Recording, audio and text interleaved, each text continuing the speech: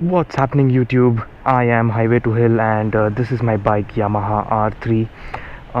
Today I'm going to be talking about the Rhinox Nomad saddlebags. So recently I had the chance to use these bags on a long trip. So I did a trip of around 1500 kilometers, Chennai, Coorg, and back to Chennai. And this was the first time I used these saddlebags. Now these bags are great. I was carrying around 6 to 7 kgs of luggage on each bag, and without opening this zip. So if you open this extension, you could probably carry even more luggage.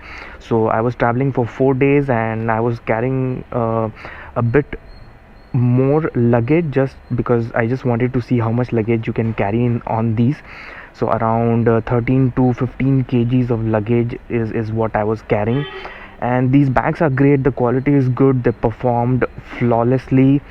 But there are a couple of things that I learned from this trip. Now, number one thing is that I if you have a R3 and if you are using these saddlebags, you definitely need a saddle stay. So there was one particular incident where I went over a bump, and it and I could immediately feel that something touched my tire, and I was afraid that it was one of the saddlebags that has touched my tire. I stopped immediately, and so this is the damage that has happened. As you can see, the upper layer is just completely scratched off, but it's not too bad. Luckily it didn't make a hole in my saddlebag, and my anything, something really bad could have happened. My luggage would have been all over the road, or if it touches the tire, your bike can become imbalanced, and something worse could have happened. But luckily I felt the bags touching the tire. I immediately stopped, and I adjusted the straps, and I had some bungee cords as well, so I was able to manage, and I completed my trip.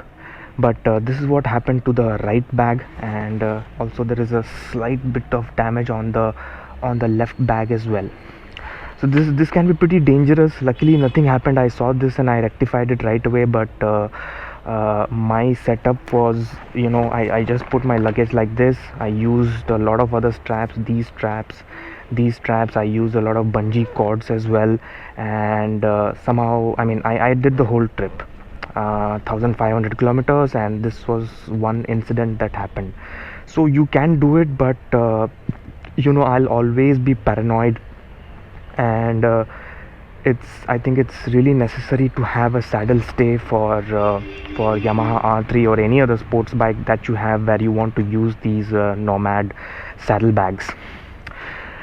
Also, the other thing is that I was riding in the hills, and without the saddle stay, what happens was, what happens is that when you are trying to lean, these bags start shaking.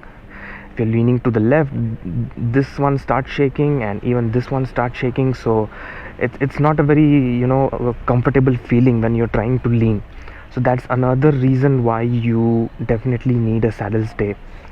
Now, unfortunately, a saddle stay for R3 is not readily available. I have asked quite a lot of these online stores, your Luvia Industries, Autolog, Bandidos, etc., but nobody has a ready-made saddle stay. So it has to be a custom job, and most of these guys have declined to do a custom job. Maybe it's not worth that time. So I think I have to get hold of a fabricator and a welder and get this done.